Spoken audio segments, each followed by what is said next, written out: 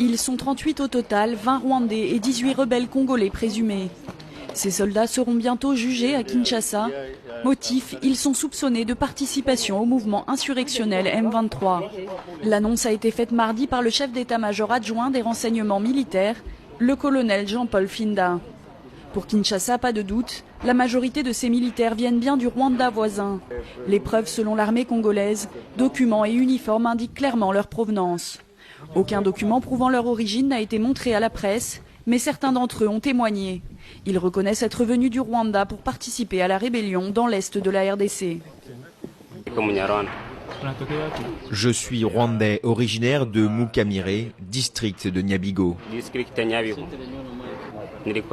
J'étais dans les rangs du M23 encore en essai. Il y a eu des gens en tenue civile qui étaient venus chez nous au Rwanda chercher des travailleurs. Ils nous ont dit qu'ils allaient nous donner du boulot. Mais quand on est parti, on a découvert qu'il s'agissait du service militaire. On a fui, car on ne veut pas la guerre. J'étais dans l'armée rwandaise jusqu'en 2006. Et puis je l'ai quitté et je suis allé chez mon frère à Bunagana. Et de là, on m'a sensibilisé pour intégrer le CNDP. Et puis après, j'ai intégré l'armée gouvernementale. Là, j'étais à Béni, au 807e régiment. Ensuite, j'ai encore intégré le M23.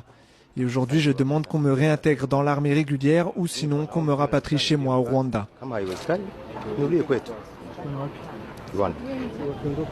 Mardi matin, le porte-parole du gouvernement congolais avait annoncé l'arrestation de 38 personnes, dont une dizaine de Rwandais et plusieurs éléments du M23. Les militaires ont été cueillis dans la zone de Kimumba, près de la frontière rwandaise et autour de Goma. Les arrestations auraient eu lieu pendant les combats avant la prise de la ville par le M23 le 20 novembre. Pour Kinshasa, ces arrestations sont la preuve formelle de l'implication du Rwanda dans le conflit au Kivu. Depuis le début de la rébellion, les autorités congolaises, tout comme l'ONU, accusent Kigali et Kampala de soutenir les mutins.